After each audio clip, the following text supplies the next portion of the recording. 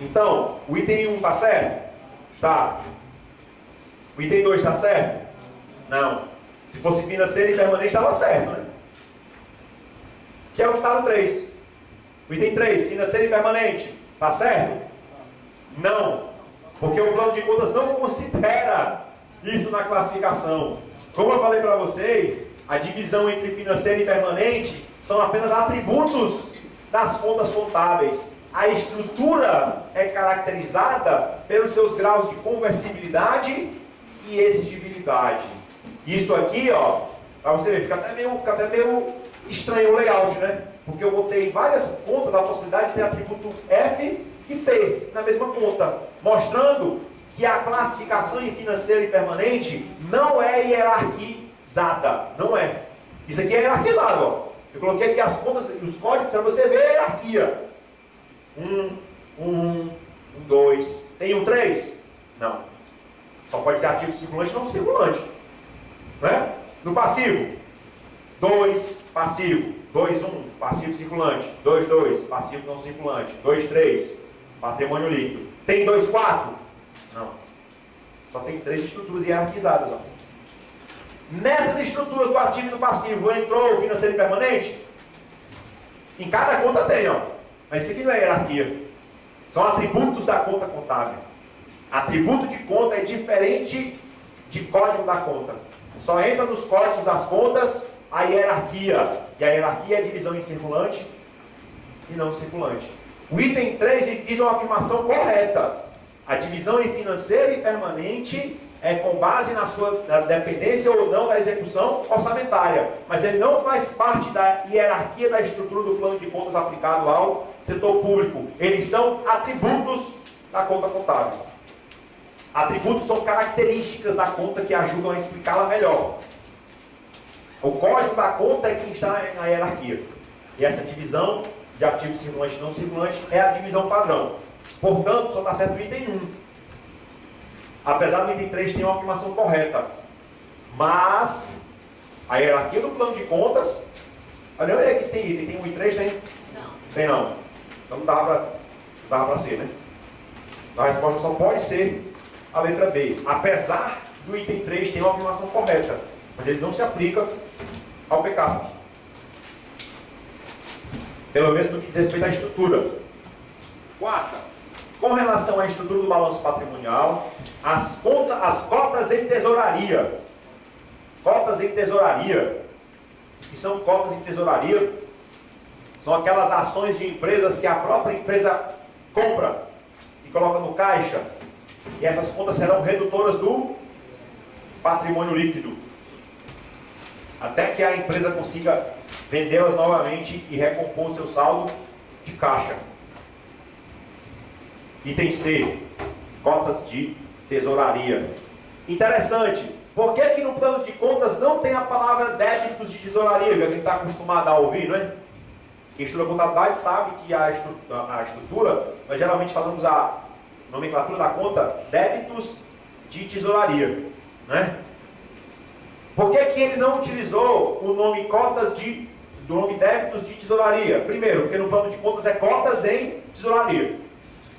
Segundo, porque a Lei 4.320 já faz menção à expressão débitos em tesouraria. E ela não se aplica a esse caso. É lá no artigo 92, inciso 3 da Lei 4.320. Os débitos de tesouraria citados no artigo 92 são as operações de crédito por antecipação de receita orçamentária. Certo? Então, para não confundir as nomenclaturas, eles resolveram adotar a nomenclatura cotas de tesouraria para as ações compradas pela própria organização. E isso aqui é uma conta redutora do patrimônio líquido. Os débitos de tesouraria, eles são receitas extra-orçamentárias. Não alteram o patrimônio líquido da entidade. Letra C, a quarta. A quinta. Para responder à questão, considere o balanço patrimonial encerrado em 31 de 12 de 2013. Aqui as informações. Ainda tem aqui algumas informações adicionais. E ele quer que nós calculemos o ativo circulante.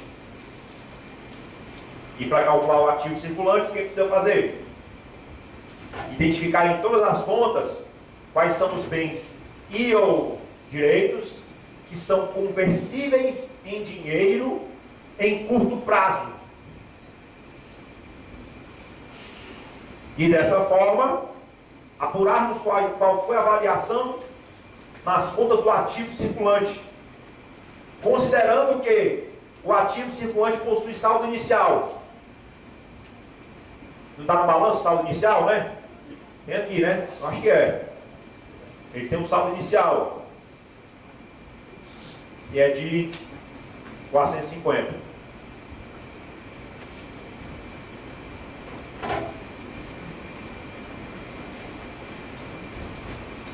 E a única conta que está aqui referenciada é caixa equivalente caixa, dinheiro de banco, certo? Aí vamos dar só uma analisada em geral aqui no balanço, né? Aí eu tenho no ativo não circulante bens móveis e bens imóveis e depreciação acumulada. No passivo circulante eu tenho obrigações trabalhistas de curto prazo e fornecedores. No não circulante tem empréstimos a pagar de longo prazo e no patrimônio líquido a conta de resultados acumulados, que acumula os resultados do exercício e dos anos anteriores, totalizando um ativo igual a passivo e patrimônio líquido no valor de 1.600. Então aí o que é que nós temos que fazer? A partir de agora, ler as operações e dizer, essas operações vão afetar ou não o patrimônio líquido, o ativo circulante, considerando as informações que aqui foram colocadas.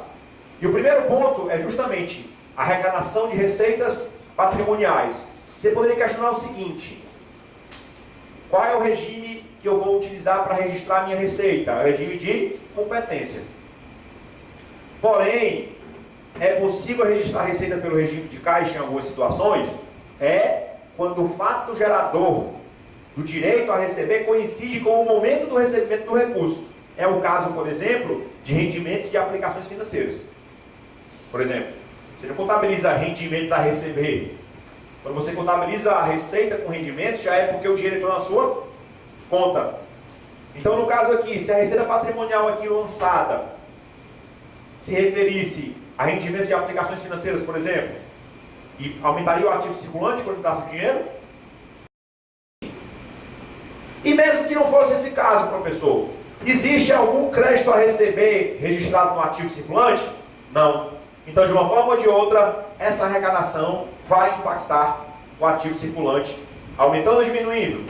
Aumentando. Vou colocar o mais aqui, ó, e o menos aqui, para ficar mais fácil a conta.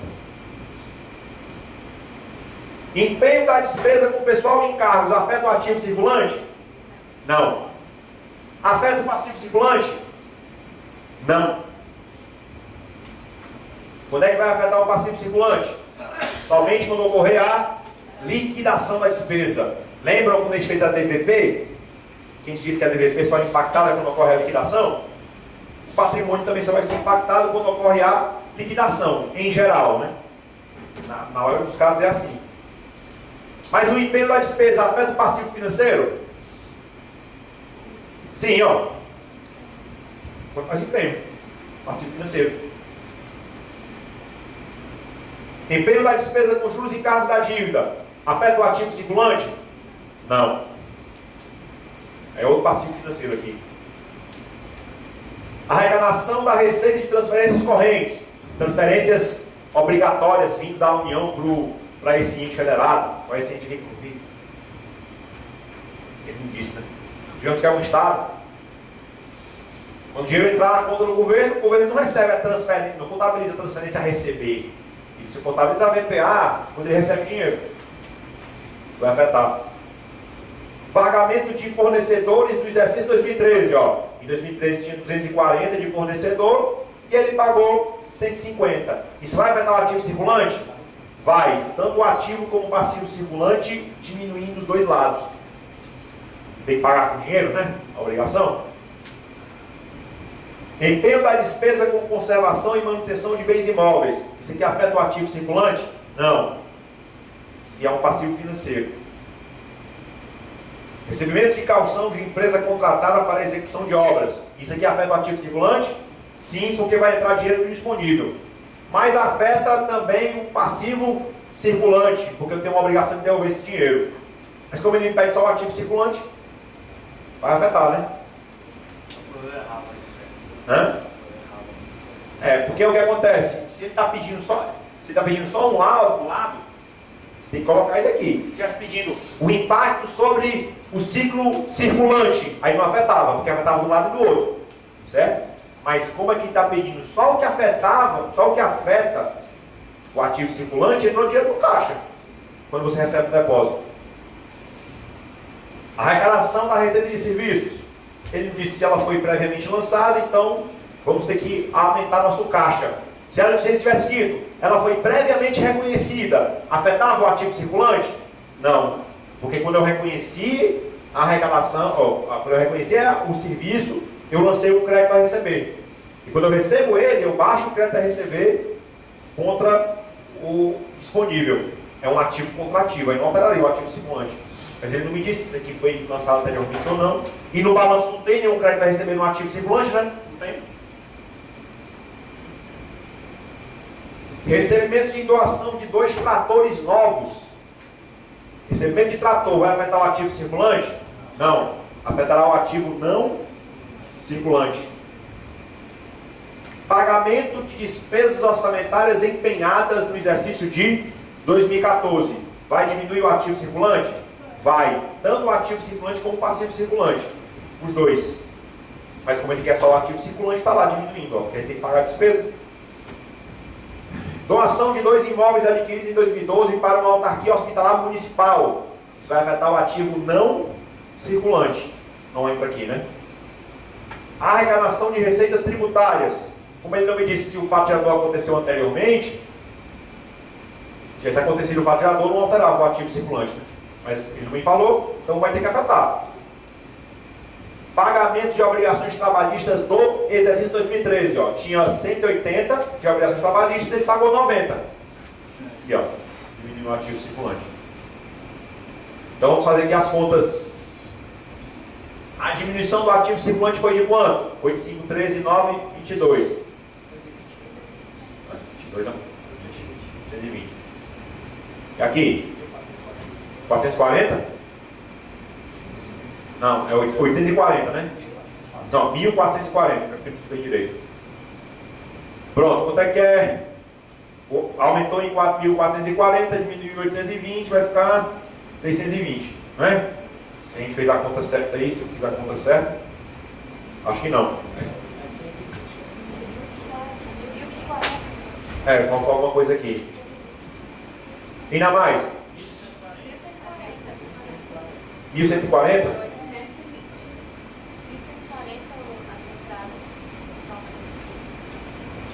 É assim? Fiz conta errada então aqui. Ah, porque deu 450 ali, ó. Não, eu queria só o movimento aqui para depois eu somar. Aqui dá 1140, né? Pronto, aí o que acontece? Eu tenho 450 mais 1140 menos 820. Pronto. Aqui dá 770? É?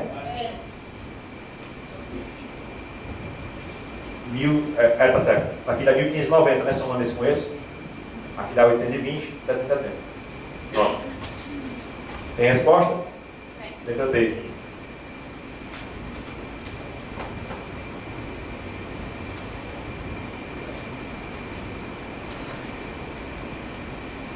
Ele quer na questão 6 que nós utilizemos os mesmos dados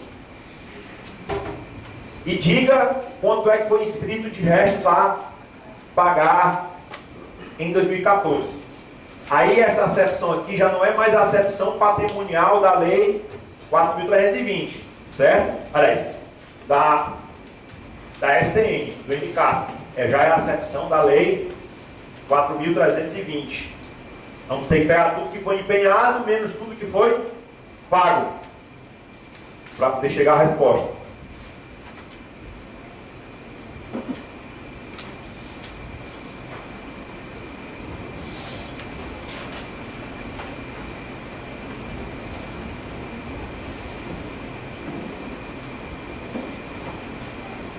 Vamos lá. Quanto é que foi a despesa empenhada? Dos itens que nós lemos aqui. Pessoal em encargos, 370. Juros e encargos da dívida, 120. Tem mais empenho? Tem. Empenho de despesa com conservação, 230. Tem mais empenho? Tem não. Né? Então o empenho aqui está dando quanto? 9, 3, 12, vai 1, 3, 1, 4, 6, 720, né? E teve pagamento de despesa orçamentária? Teve pagamento de 150. Mas o dia 26, mas não me dá 580. Os 10, 2, 580. Porque eu quero saber quanto é que foi reservado no exercício, né? Então eu tenho que pegar quanto é que foi pago de fornecedor de dois. Aliás, foi em 2013, não entra não. Tem que ser pagamento do exercício. Pagamento, aqui, pagamento 580, né? Foi pago 580. Esse pagamento de fornecedor de 2013, ele é pagamento de resto a pagar de anos anteriores. Então ele interfere no saldo do resto a pagar dos anos anteriores. E não desse exercício. Quanto é que foi a inscrição de resto a pagar de 2014? 720 menos 580, dá 140. Em resposta? Letra C.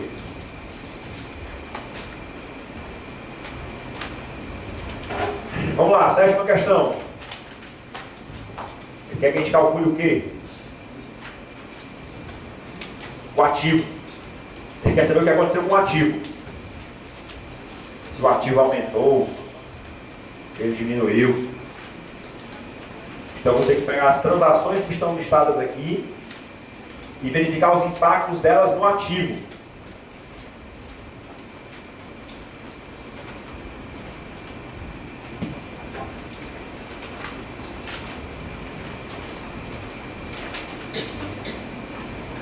Aí eu vou fazer aqui a conta assim, ó. A gente vai pegar tudo aquilo que aumentou o ativo, colocar em um lugar, e tudo aquilo que subtraiu o ativo, colocar em outro para fazer as contas separadas.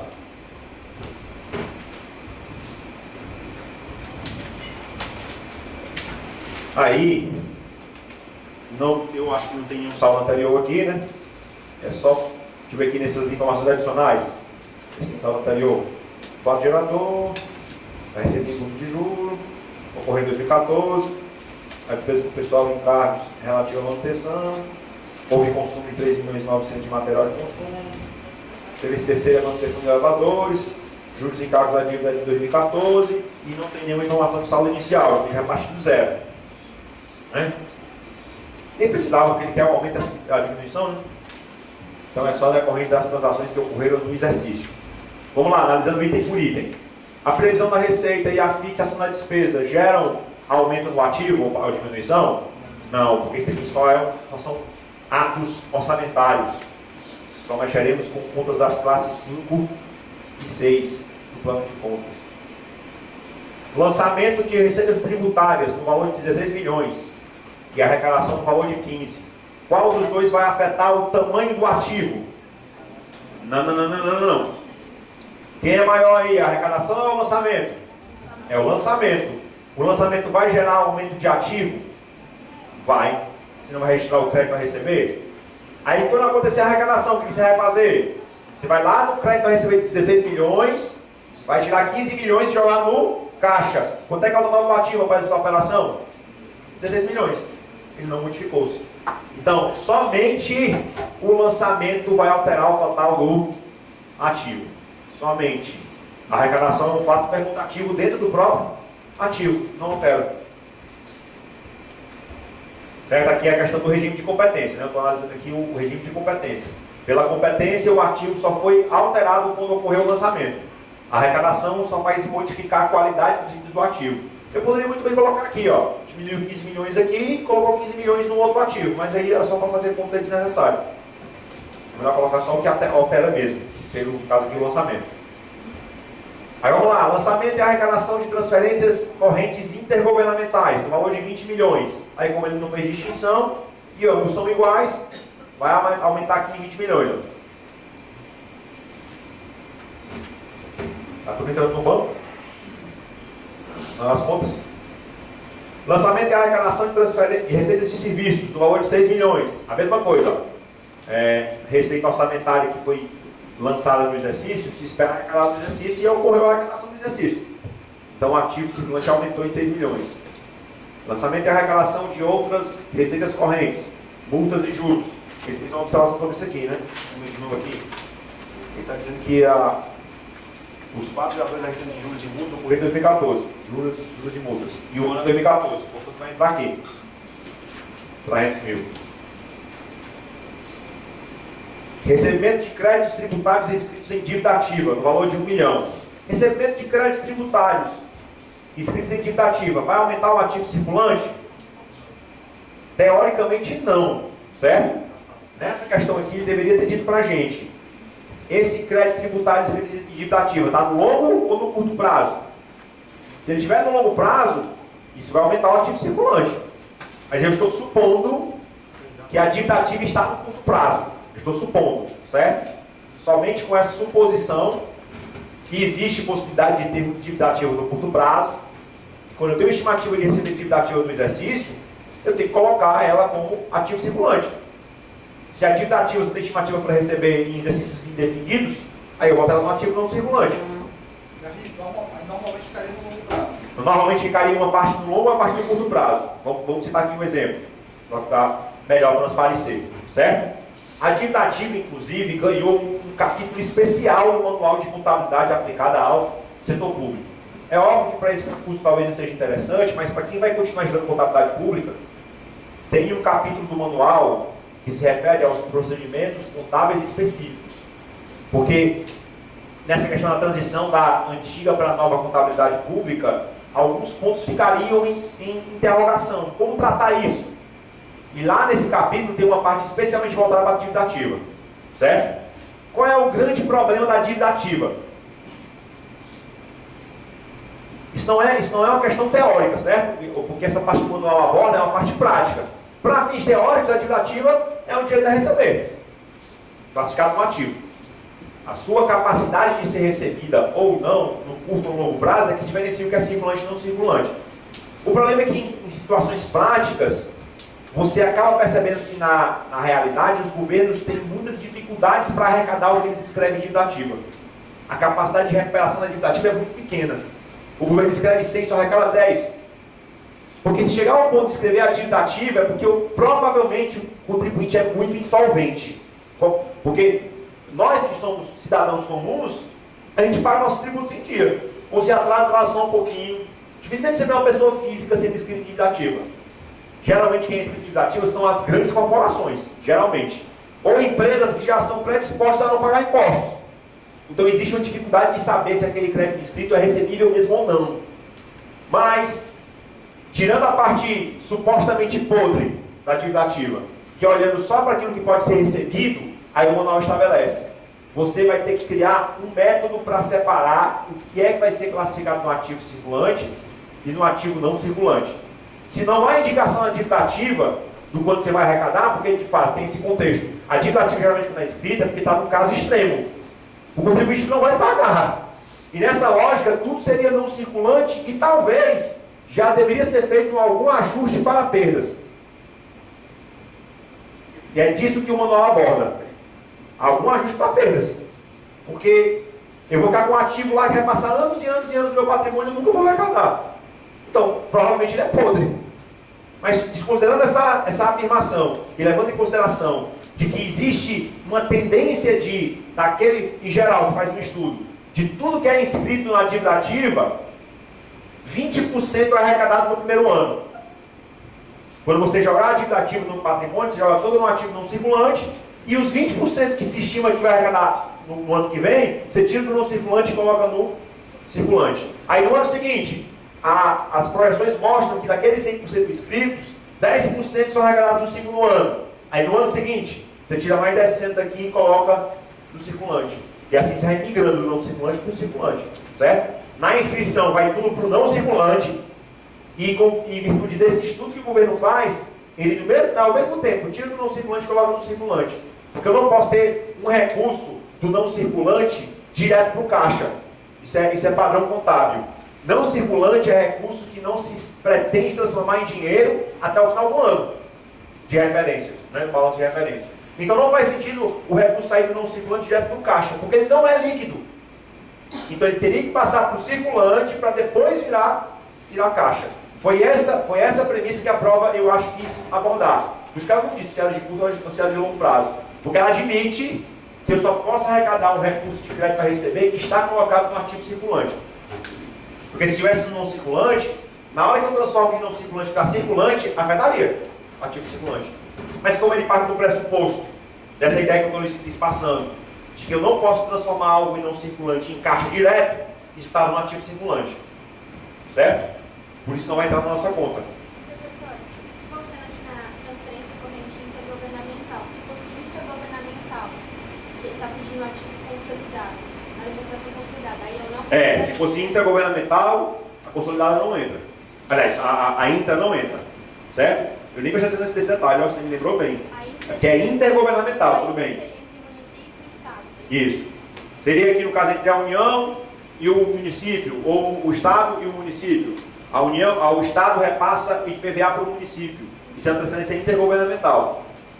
Que entra na nossa conta. Você observou bem, era para ter ligado nisso. Porque ele está falando aqui a demonstração consolidada do município. Se tiver alguma transferência intragovernamental, não entra na consolidação. Certo? Muito bem observado.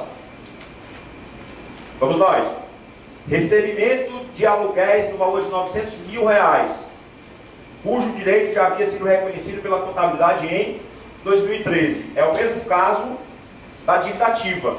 Já tinha um crédito a receber, no valor de X lá, e ele recebeu esse dinheiro no ano seguinte. Então só quis trocar os ativos, não teve alteração no ativo circulante. Obtenção de operações de crédito de longo prazo, no valor de 8 milhões. Isso aqui impacta, não é? Porque apesar de gerar um passivo, como eu estou olhando só para o ativo, os 8 milhões que foram recebidos vão entrar no meu caixa, não é? Vou receber o dinheiro. Não vai afetar meu ativo. Abertura de crédito adicional, entra na conta aqui? Não. Esse aqui é só controle orçamentário. Quem é que nós vamos utilizar como referência para diminuir o ativo circulante? O empenho, a liquidação ou o pagamento? Entretanto, é possível a execução orçamentária, além do pagamento, alterar o ativo circulante? Sim. Em que momento? Na liquidação. Mas é toda liquidação que altera o ativo circulante? Não.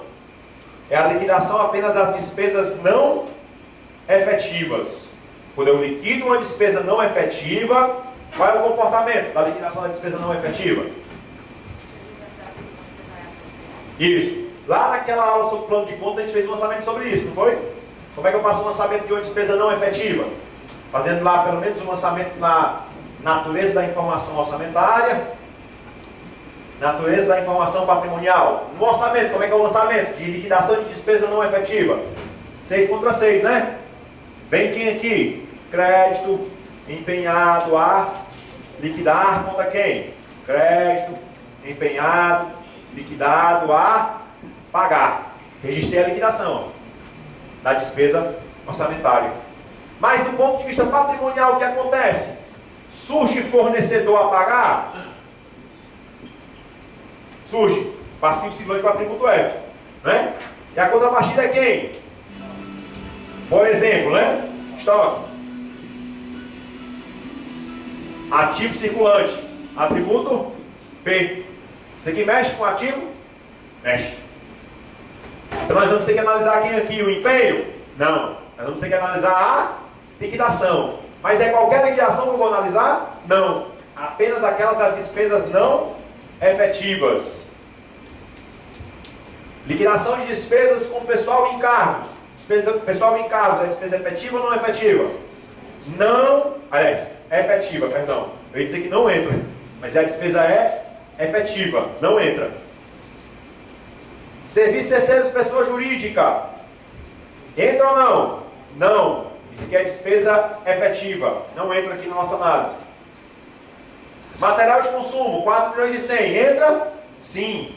Material de consumo vai gerar aumento de estoque de 4 milhões e 100.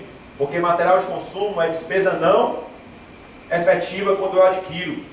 Lá embaixo, quando ele fala que eu consumi 3 Já a gente vai colocar aqui no menos. Mas eu preciso considerar que, quando eu executei o orçamento, um grupo de despesas que tem lá executadas como despesa orçamentária, ó, não afeta o patrimônio líquido. Aí eu preciso considerar isso aqui como aumento do ativo. Se eu não tivesse dado o ingresso aqui do estoque, tivesse dado a saída, ia ter um problema no meu balanço. Então eu dou a entrada com o aluguel e liquidação e dou a saída com o aluguel e consumo. Eu já chegar lá, certo? Mas a gente vai colocar aqui os 3.900.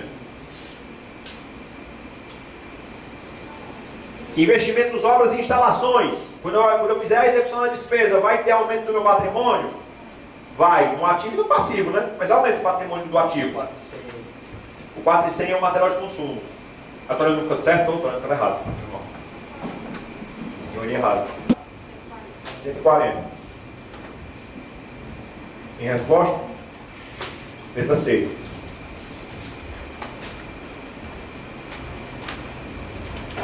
Vamos lá, sétima questão. Ele quer que a gente calcule o quê? O ativo. Ele quer saber o que aconteceu com o ativo.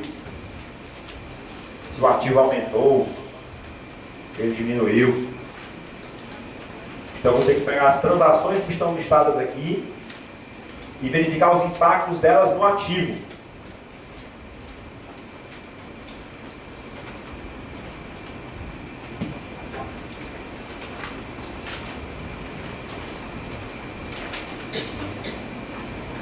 Aí eu vou fazer aqui a conta assim, ó. A gente vai pegar tudo aquilo que aumentou o ativo, colocar em um lugar, e tudo aquilo que subtraiu o ativo, colocar em outro para fazer as contas separadas.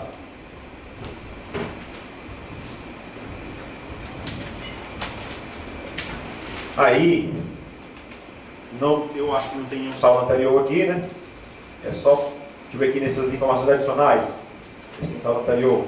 Fato gerador, a receita em lucro de juros, ocorreu em 2014, a despesa do pessoal em encargos relativa à manutenção, houve consumo de 3.900.000 de material de consumo, serviço terceiro, manutenção de elevadores, juros e encargos da dívida de 2014 e não tem nenhuma informação de saldo inicial, já é a partir do zero. Né? Nem precisava, porque ele quer um aumento da diminuição, né? Então é só decorrente das transações que ocorreram no exercício. Vamos lá, analisando item por item. A previsão da receita e a fixação da despesa geram aumento no ativo ou diminuição? Não, porque isso aqui só são atos orçamentários. Só mexeremos com contas das classes 5 e 6 do plano de contas. Lançamento de receitas tributárias no valor de 16 milhões e arrecadação no valor de 15. Qual dos dois vai afetar o tamanho do ativo? Não. Quem é maior aí, a arrecadação ou o lançamento? É o lançamento. O lançamento vai gerar aumento de ativo? Vai. Você não vai registrar o crédito a receber? Aí quando acontecer a arrecadação, o que você vai fazer? Você vai lá no crédito a receber de 16 milhões, vai tirar 15 milhões e jogar no caixa. Quanto é que é o total do ativo para essa operação? 16 milhões. Ele não modificou-se. Então, somente o lançamento vai alterar o total do ativo. Somente. A arrecadação é um fato permutativo dentro do próprio ativo. Não altera. Certo? Aqui é a questão do regime de competência. Né? Eu estou analisando aqui o regime de competência. Pela competência, o ativo só foi alterado quando ocorreu o lançamento. A arrecadação só vai modificar a qualidade dos itens do ativo. Eu poderia muito bem colocar aqui, ó, diminuiu 15 milhões aqui e colocou 15 milhões no outro ativo, mas aí é só para fazer conta desnecessária. É melhor colocar só o que altera mesmo, que seria o caso aqui o lançamento.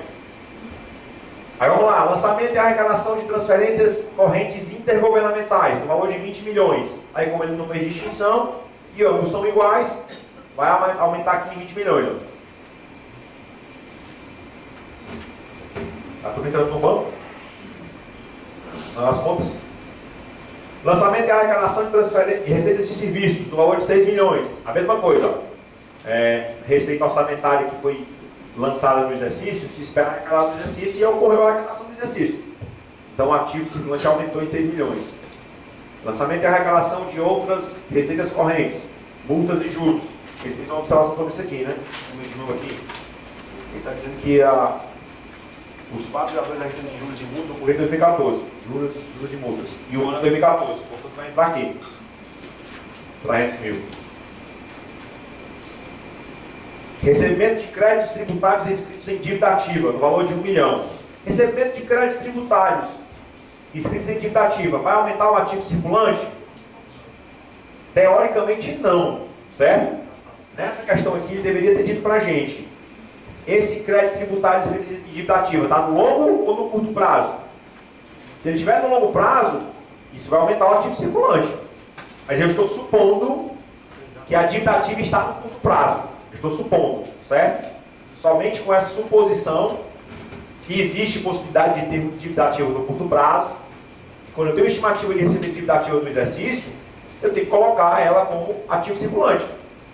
Se a dívida ativa você tem estimativa para receber em exercícios indefinidos, aí eu boto ela no ativo não circulante. Normalmente ficaria no longo prazo. Normalmente ficaria uma parte no longo e uma parte no curto prazo. Vamos citar aqui um exemplo, para ficar melhor transparecer, certo? A dívida ativa, inclusive, ganhou um capítulo especial no Manual de Contabilidade aplicada ao setor público. É óbvio que para esse curso talvez não seja interessante, mas para quem vai continuar estudando contabilidade pública, tem um capítulo do manual que se refere aos procedimentos contábeis específicos. Porque nessa questão da transição da antiga para a nova contabilidade pública, alguns pontos ficariam em interrogação. Como tratar isso? E lá nesse capítulo tem uma parte especialmente voltada para a dívida ativa.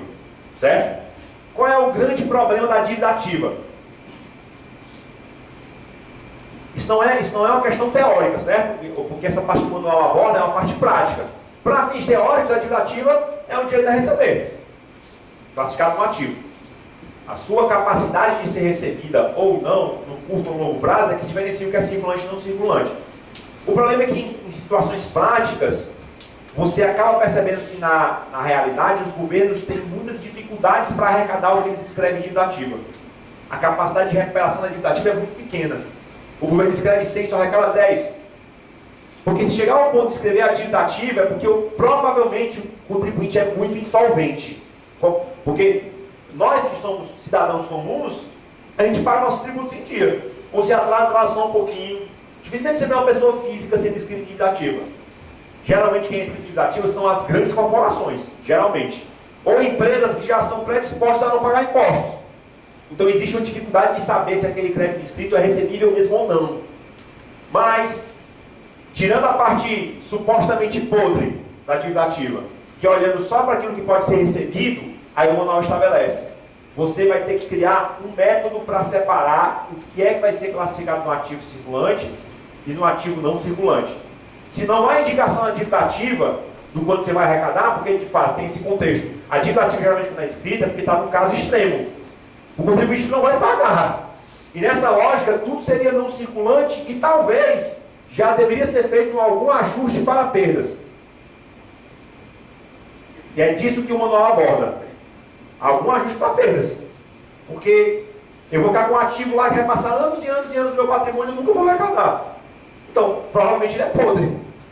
Mas desconsiderando essa afirmação e levando em consideração de que existe uma tendência daquele, em geral, você faz um estudo, de tudo que é inscrito na dívida ativa, 20% é arrecadado no primeiro ano.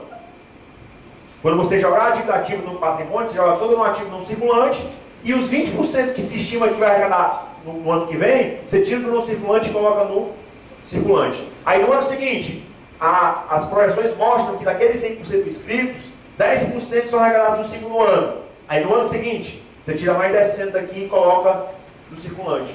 E assim você vai migrando do não circulante para o circulante, certo? Na inscrição vai tudo para o não circulante e em virtude desse estudo que o governo faz, ele ao mesmo tempo tira do não circulante e coloca no circulante. Porque eu não posso ter um recurso do não circulante direto para o caixa. Isso é padrão contábil. Não circulante é recurso que não se pretende transformar em dinheiro até o final do ano de referência, né? Balanço de referência. Então não faz sentido o recurso sair do não circulante direto para o caixa, porque ele não é líquido.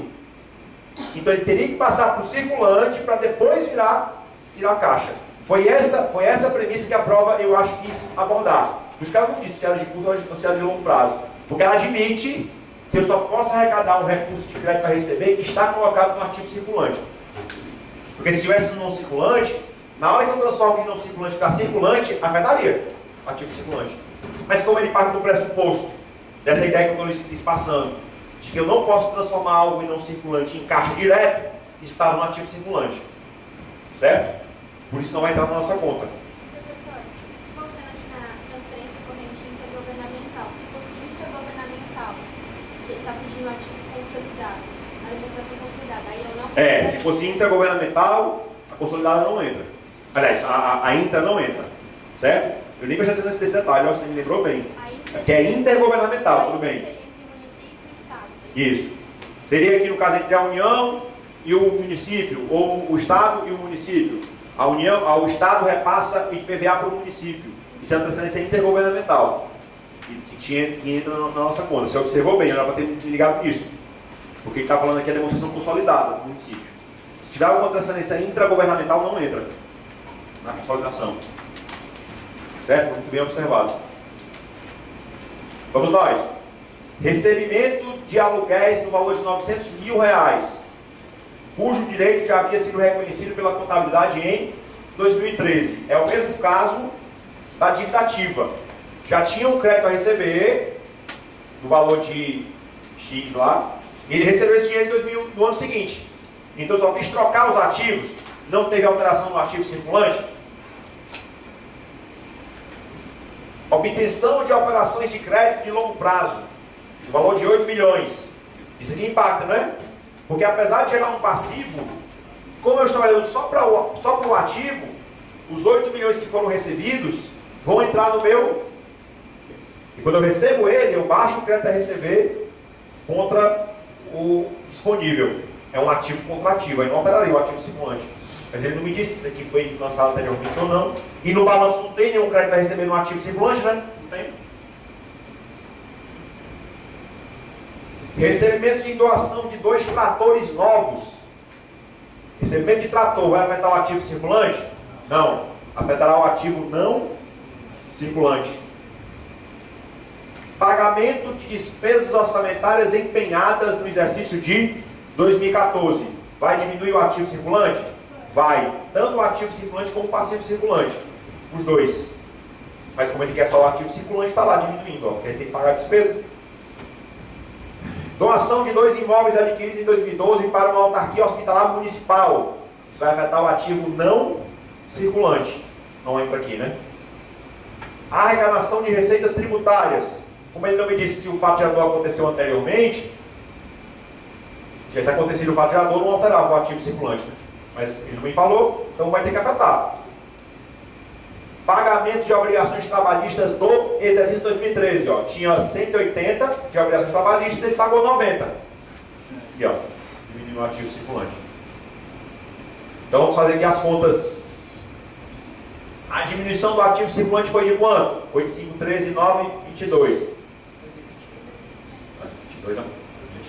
120. E aqui? 440?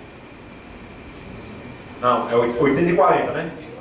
Não, 1440, que eu estudei direito. Pronto, quanto é que é? Aumentou em 4.440, diminuiu em 820, vai ficar 620, não é? Se a gente fez a conta certa aí, se eu fiz a conta certa, acho que não. Faltou alguma coisa aqui. Ainda mais? 1140?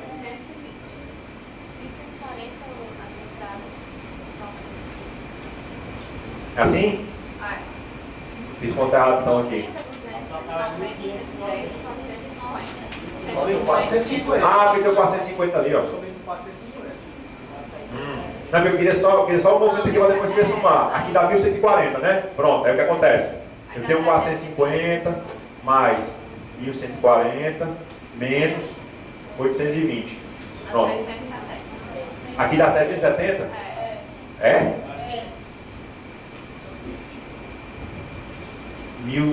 Tá certo. Aqui dá 1590, né? Somando esse com esse. Aqui dá 820, 770. Pronto. Tem resposta? Sim. Letra D.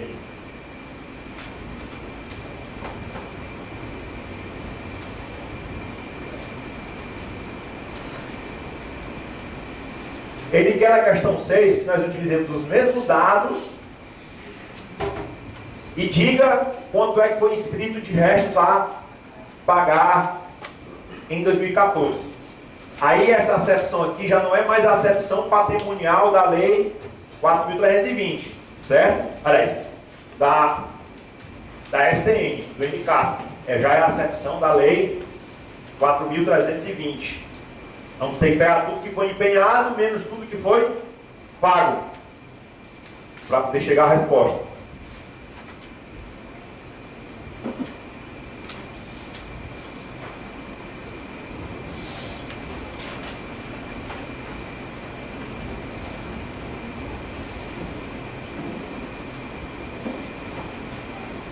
Vamos lá. Quanto é que foi a despesa empenhada? Dos itens que nós lemos aqui. Pessoal em cargos, 370. Juros em cargos da dívida, 120. Tem mais empenho? Tem. Empenho de despesa com conservação, 230. Tem mais empenho? Tem não. Né? Então o empenho aqui está dando quanto? 9, 3, 12, vai 1, 3, 1, 4, 6, 720, né? E teve pagamento de despesa orçamentária? Teve pagamento de 150. Mais de 2013, mais de 580. Porque eu quero saber quanto é que foi reservado no exercício, né? Então eu tenho que pegar quanto é que foi pago de fornecedor de 2. Aliás, foi em 2013, então não entra não. Tem que ser pagamento do exercício. Pagamento. Aqui, pagamento 580, né?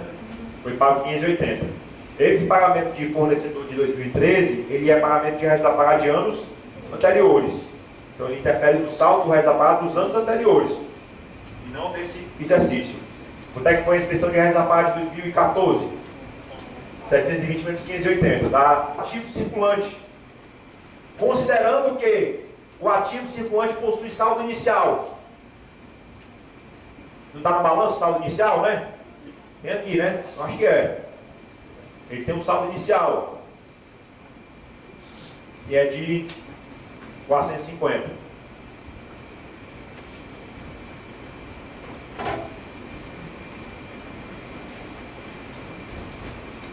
E a única conta que está aqui referenciada é caixa equivalente caixa. Dinheiro em banco. Certo?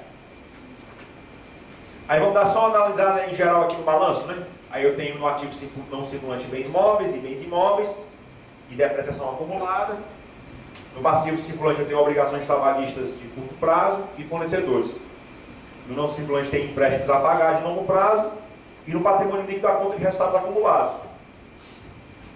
E acumula os resultados do exercício e dos anos anteriores, totalizando um ativo igual a passivo e patrimônio líquido no valor de 1.600. Então aí o que é que nós temos que fazer? A partir de agora ler as operações e dizer essas operações vão afetar ou não o patrimônio líquido, ou o ativo circulante, considerando as informações que aqui foram colocadas.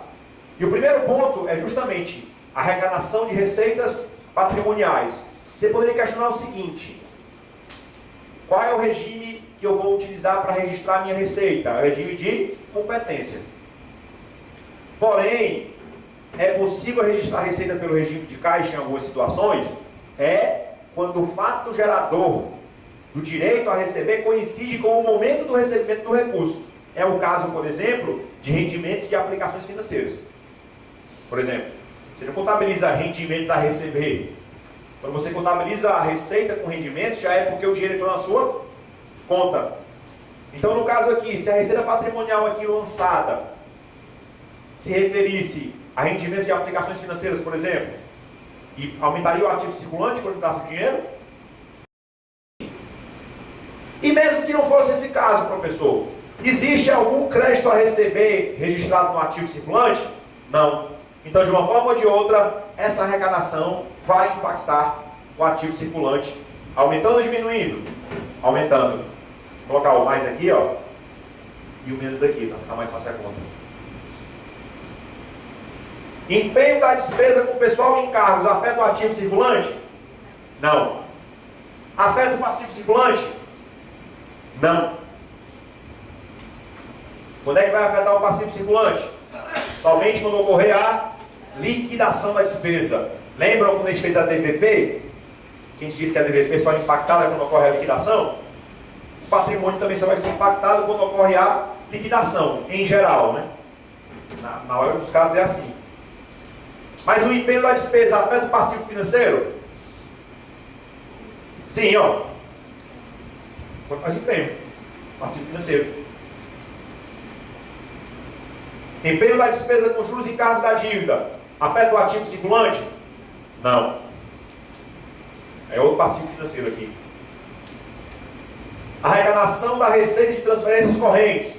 Transferências obrigatórias vindo da União para esse ente federado, para esse ente reclusivo. Ele não disse, né?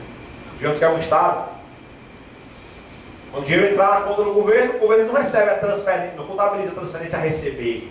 Ele se contabiliza a VPA quando ele recebe dinheiro. Isso vai afetar.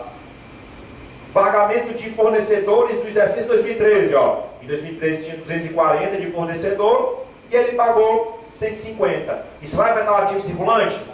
Vai. Tanto o ativo como o passivo circulante diminuindo dos dois lados. Tem que pagar com dinheiro, né? A obrigação. Empenho da despesa com conservação e manutenção de bens imóveis. Isso aqui afeta o ativo circulante? Não. Isso aqui é um passivo financeiro. Recebimento de calção de empresa contratada para execução de obras. Isso aqui afeta o ativo circulante? Sim, porque vai entrar dinheiro disponível. Mas afeta também o passivo circulante, porque eu tenho uma obrigação de devolver esse dinheiro. Mas como ele impede só o ativo circulante, vai afetar, né? Hã? É, porque o que acontece? Se ele está pedindo só um lado, você tem que colocar ele aqui. Se estivesse pedindo o impacto sobre o ciclo circulante, aí não afetava, porque afetava de um lado e do outro. Certo? Mas como aqui está pedindo só o que afetava, só o que afeta o ativo circulante, entrou dinheiro no caixa, quando você recebe o depósito. Arrecadação da receita de serviços. Ele disse se ela foi previamente lançada, então vamos ter que aumentar nosso caixa. Se ele tivesse dito, ela foi previamente reconhecida, afetava o ativo circulante? Não. Porque quando eu reconheci a arrecadação, quando eu reconheci o serviço, eu lancei o crédito a receber. Então, o item 1 está certo? Está. O item 2 está certo? Não. Se fosse financeiro e permanente, estava certo, né? Que é o que está no 3. O item 3, financeiro e permanente, está certo? Não. Porque o plano de contas não considera isso na classificação. Como eu falei para vocês, a divisão entre financeiro e permanente são apenas atributos das contas contábeis. A estrutura é caracterizada pelos seus graus de conversibilidade e exigibilidade. Isso aqui, ó, para você ver, fica até meio estranho o layout, né? Porque eu botei várias contas, a possibilidade de ter atributo F e P na mesma conta, mostrando que a classificação em financeiro e permanente não é hierarquizada, não é. Isso aqui é hierarquizado, ó. Eu coloquei aqui as contas e os códigos para você ver a hierarquia. 2. Tem um 3? Não. Só pode ser ativo circulante, não circulante. Né? No passivo, 2, passivo. 2, 1, passivo circulante. 2, 2, passivo não circulante. 2, 3, patrimônio líquido. Tem 2, 4? Não. Só tem 3 estruturas hierarquizadas. Ó. Nessas estruturas do ativo e do passivo, entrou o financeiro permanente? Em cada conta tem, ó. Mas isso aqui não é hierarquia. São atributos da conta contábil. Atributo de conta é diferente de código da conta. Só entra nos códigos das contas a hierarquia. E a hierarquia é a divisão em circulante e não circulante. O item 3 diz uma afirmação correta. A divisão em financeiro e permanente é com base na sua dependência ou não da execução orçamentária. Mas ele não faz parte da hierarquia da estrutura do plano de contas aplicado ao setor público. Eles são atributos da conta contábil. Atributos são características da conta que ajudam a explicá-la melhor. O código da conta é quem está na hierarquia. E essa divisão de ativo circulante e não circulante é a divisão padrão. Portanto, só está certo o item 1. Apesar do item 3 ter uma afirmação correta. Mas, a hierarquia do plano de contas... Olha aqui se tem item. Tem 1 e 3, tem? Não. Tem não. Então não dava para ser, né? A resposta só pode ser a letra B. Apesar do item 3 ter uma afirmação correta. Mas ele não se aplica ao PCASP. Pelo menos no que diz respeito à estrutura. Quarta. Com relação à estrutura do balanço patrimonial, as cotas em tesouraria. Cotas em tesouraria. O que são cotas em tesouraria? São aquelas ações de empresas que a própria empresa compra e coloca no caixa. E essas contas serão redutoras do patrimônio líquido. Até que a empresa consiga vendê-las novamente e recompor o seu saldo de caixa. Item C. Cotas de tesouraria. Interessante. Por que no plano de contas não tem a palavra débitos de tesouraria? Que a gente está acostumado a ouvir, não é? Quem estuda contabilidade sabe que a estrutura, nós geralmente falamos a nomenclatura da conta débitos de tesouraria, né? Por que ele não utilizou o nome do nome débitos de tesouraria? Primeiro, porque no plano de contas é cotas em tesouraria. Segundo, porque a lei 4.320 já faz menção à expressão débitos em tesouraria e ela não se aplica a esse caso. É lá no artigo 92, inciso 3 da lei 4.320. Os débitos de tesouraria citados no artigo 92 são as operações de crédito por antecipação de receita orçamentária. Certo? Então, para não confundir as nomenclaturas, eles resolveram adotar a nomenclatura cotas de tesouraria para as ações compradas pela própria organização. E isso aqui é uma conta redutora do patrimônio líquido. Os débitos de tesouraria, eles são receitas extra-orçamentárias. Não alteram o patrimônio líquido da entidade. Letra C, a quarta. A quinta. Para responder à questão, considere o balanço patrimonial encerrado em 31 de 12 de 2013. Aqui as informações. Ainda tem aqui algumas informações adicionais. E ele quer que nós calculemos o ativo circulante. E para calcular o ativo circulante, o que precisa fazer? Identificar em todas as contas quais são os bens e ou direitos que são conversíveis em dinheiro em curto prazo. E dessa forma, apurarmos qual foi a variação nas contas do ativo